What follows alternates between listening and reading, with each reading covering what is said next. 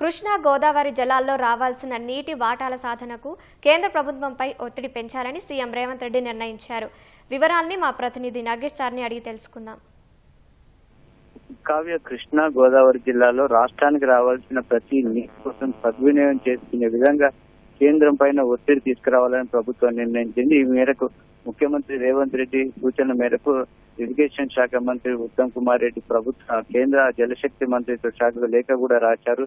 ఎల్లుండి ఢిల్లీలో కేంద్ర జలశక్తి మంత్రి నేతృత్వంలో 2 రాష్ట్రాల ముఖ్యమంత్రుల భేటీ ఉన్న నేపథ్యంలో దీనిపైన పకడ్బందీగా వ్యవహరించాలని ముఖ్యమంత్రి నిర్ణయించారు. ముఖ్యంగా కృష్ణాపై రాష్ట్రంలో ఉన్న ప్రాజెక్టులన్నింటికీ కూడా వెంటనే క్లియరెన్స్ ఇవ్వడంతో పాటు నీటి కేటాయింపులు, అదేవిధంగా ప్రాజెక్టుల నిర్మాణానికి ఆర్థిక సాయం కోసం కేంద్ర ప్రభుత్వాన్ని కోరాలని ముఖ్యమంత్రి నిర్ణయించారు. అదేవిధంగా కృష్ణాతో పాటు గోదావరి జలాల విషయంలో రాష్ట్ర ప్రయోజనాలను పరిరక్షించడంతో పాటు ఇప్పటివరకు జరిగిన అన్యాయానికి కూడా ఒక శాశ్వతమైన పరిష్కారాలను సాధించే విధంగా దానికి సంబంధించిన కార్యాచరణ రూపొందించాలని అధికారులను ఆదేశించారు. ముఖ్యమంత్రి సూచనల మేరకు ఉత్తమ్ కుమార్ రెడ్డి కేంద్రానికి లేఖ కూడా రాశారు. ముఖ్యంగా రాష్ట్రానికి సంబంధించి పెండింగ్ లో ఉన్న సాగునీటి ప్రాజెక్టులు, అదేవిధంగా నీటి కేటాయింపులు, అనుమతులు, కృష్ణా గోదావరి నదీ దేశంలో ఉన్న సమస్య పైన కేంద్రం వెంటనే చొరవ చూపాలని సిఆర్ పాటిల్ కు రాసిన లేఖలో ఉత్తమ్ కుమార్ రెడ్డి పేర్కొన్నారు. ముఖ్యంగా పాలమూరు రంగారెడ్డి ఎత్తిపోతల పథకం, అదేవిధంగా డిండి ఎత్తిపోతల పథకాలకు ఇప్పటివరకు క్లియరెన్స్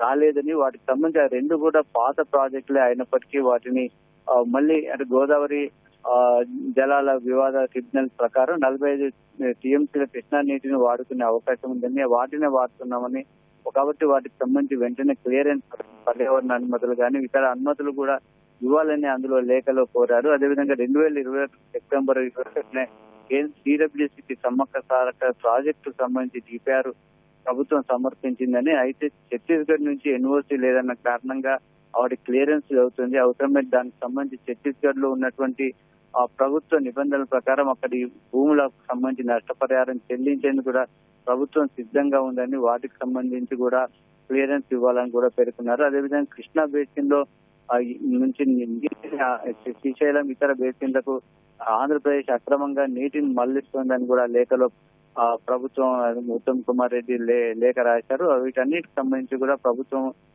కేంద్రం చొరవ తీసుకుని 2 సమస్యను పరిష్కరించే విధంగా చేయాలని కోరారు. మరోవైపు ఎల్లుండి సమావేశంలో కూడా ప్రభుత్వం గట్టిగా వాదనలు వినిపించాలని కూడా ప్రభుత్వం దానికి సంబంధించిన కార్యాచరణ కూడా సిద్ధం చేస్తుంది.